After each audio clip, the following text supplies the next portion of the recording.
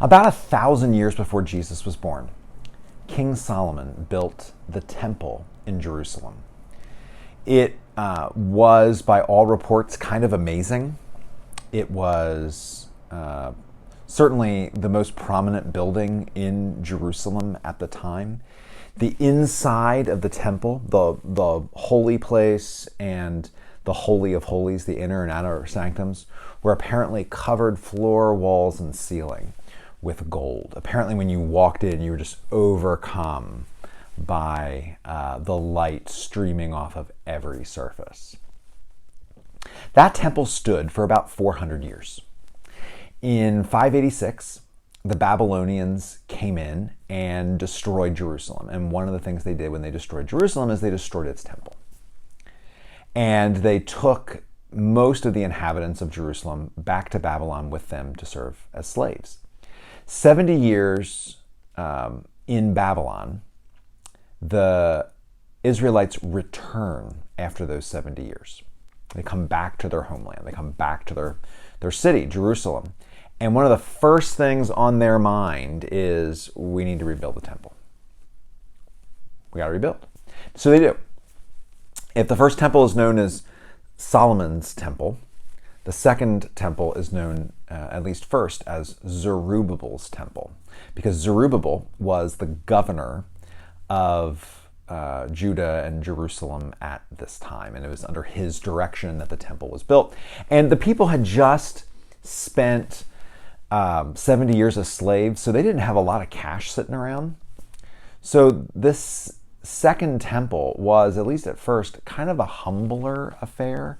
There wasn't a lot of gold, there wasn't a lot of silver, there wasn't a lot of like gleaming surfaces, but a temple was built, and it was perhaps a little more utilitarian, but it did the job, as utilitarian things do. That temple stood for the better part of another 500 years, and every once in a while someone would come along and they'd slap a fresh coat of paint on it, or make it a little prettier. After 500 years, things tend to degrade, and so you have to do some maintenance. And about 20 years before Jesus is born, there's a guy named King Herod. Yes, that King Herod. The King Herod who would try and have the baby Jesus extinguished by ordering the execution of all the male children in Bethlehem. That guy. Terrible human being. But one of the things that he did was he was a builder. And it was like he wanted to fulfill his legacy through building projects. Some of the building projects he undertook not only still exist to this day, but some of them still fulfill the same purpose for which they were originally built 2,000 years ago. It's not like they're all museums. Some of them are still functional, which is kind of amazing. But his crowning achievement was his complete reworking of the Jerusalem temple. He didn't knock it down and start from scratch, but he refaced everything. The temple itself, the temple inside the temple complex isn't actually that big. It's the Holy of Holies and the outer sanctum, which were like the main parts of the temple, would easily fit in St. Mark's Church. Not big, because the temple was not the house of the people of God. It wasn't like where there's lots of pews and a pulpit and a sound system and an organ up front. This is not a place where services are held. This was God's house, and sacrifices were made out in the first court, but the temple itself was the house of God. But outside of that building was a court, and then other courts, and then more courts after that. And what Herod did was he expanded the temple complex by a huge amount, to the point where contemporary historians, both Jewish and non-Jewish historians, say that Herod's temple would have rivaled any temple in the world.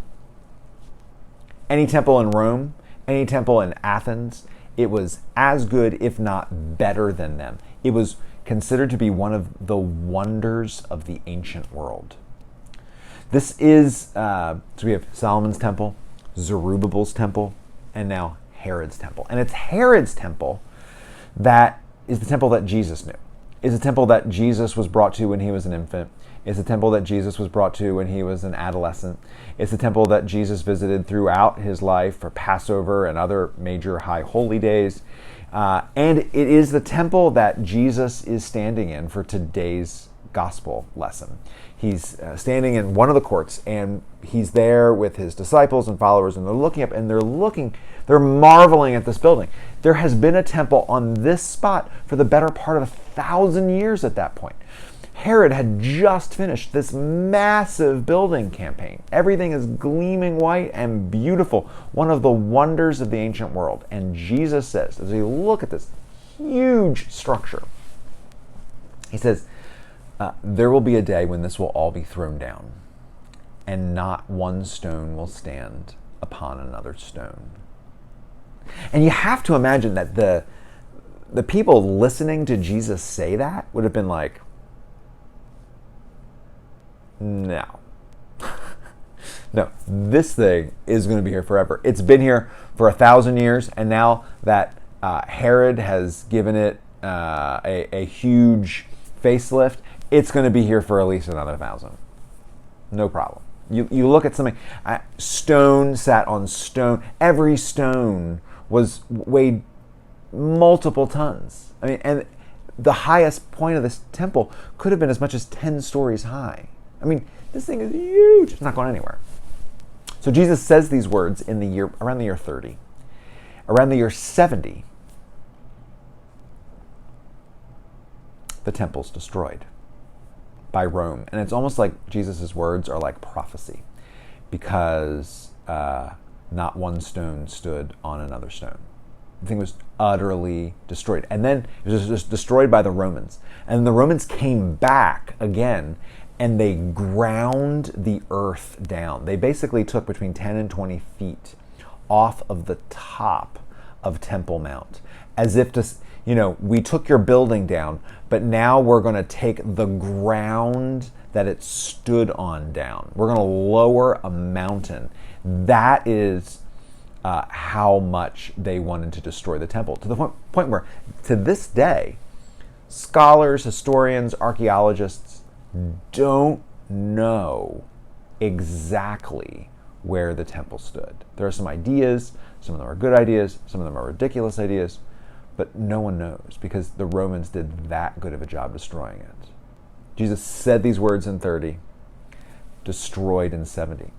Luke writes his gospel around the year 90. And so when his audience heard these words of Jesus, they knew, because they had lived for the last 20 years in a world where the temple did not exist. And quite frankly, that whole event of the destruction of the temple completely upended ancient Israel-Palestine. I mean, just completely upended everything. Most of the inhabitants of Jerusalem, Jews and Christians, had fled to multiple places, but mostly to Syria and Antioch. I mean, it was like the world was ending. And so when they heard Jesus' words say, this will all be thrown down, Luke's hearers would have been like, yeah.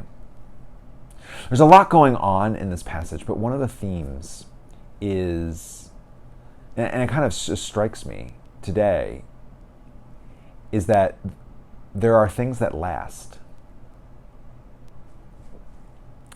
and there are things that don't. And closely related, and we're not always a good arbiter of what's going to last and what isn't. We look at something like, that's going to be there forever, and then it's not.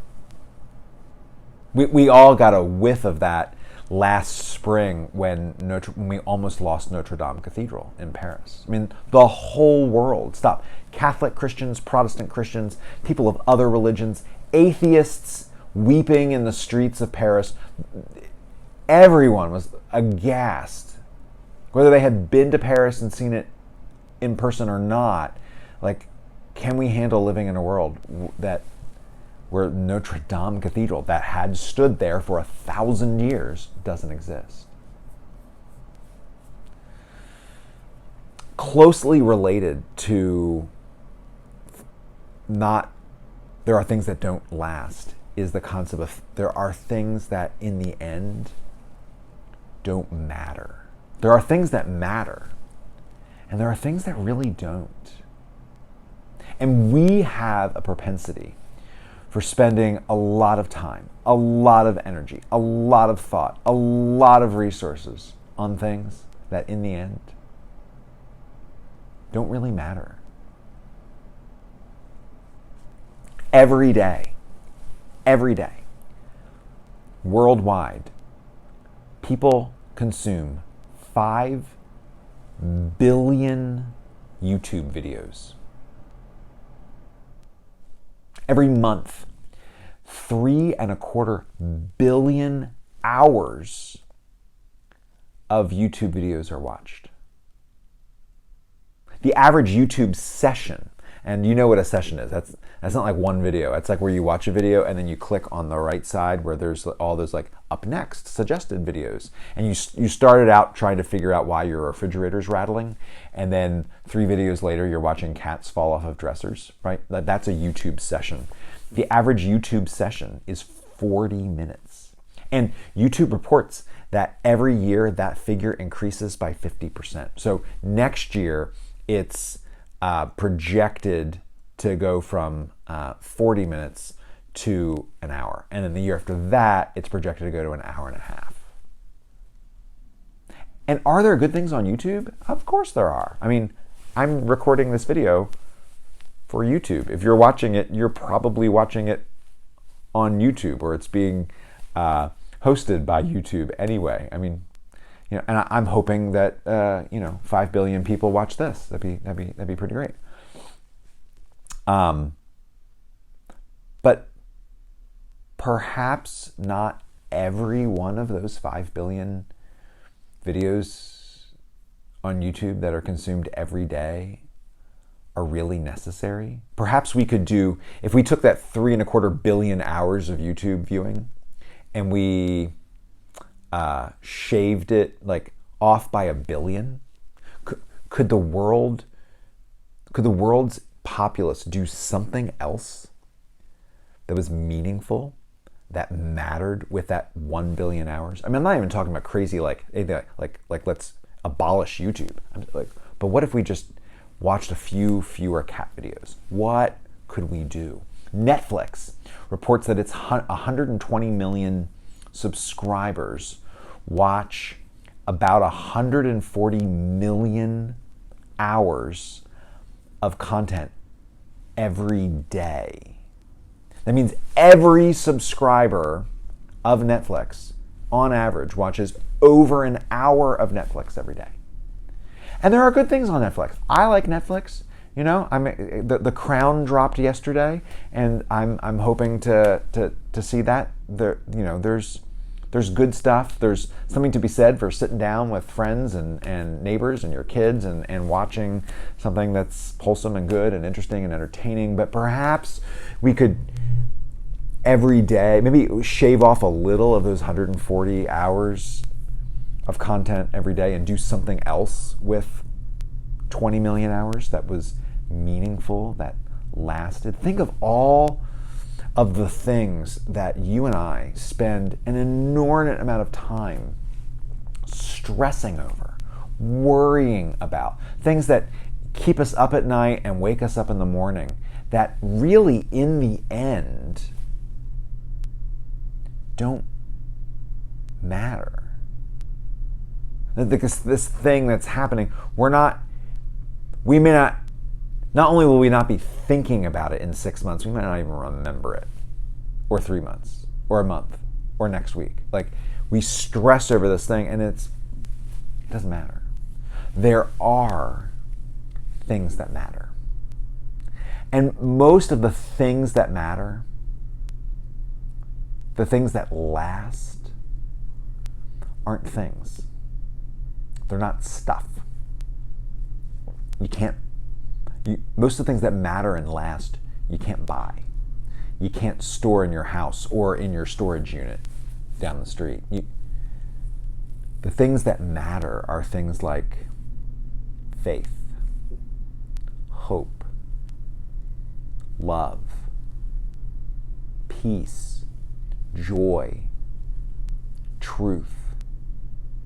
In another iteration of this story of Jesus standing in the temple courts comes from John's Gospel, the 2nd chapter, where he's standing there and he says, this building, talking about the temple, will be thrown down, will be torn down, but it'll be raised up in 3 days. And everyone's like, first of all, this building's not coming down. But second of all, it took 46 years for Herod to put this building together. It's not being rebuilt in 3 days. And then John's commentary there is, but he wasn't speaking of the temple building. He was speaking of himself. Jesus, who would be torn down. Jesus, who would be crucified and killed, and whose corpse would be laid in a tomb. But just at the moment where you think that he doesn't last, he walks out of the tomb. There are things that matter. There are things that last. There are some things that we don't get to take with us into the kingdom of God. There are things that a lot of things that we don't take out of this life, but there are some things that we do. Like faith, hope, love, and life connected to Jesus.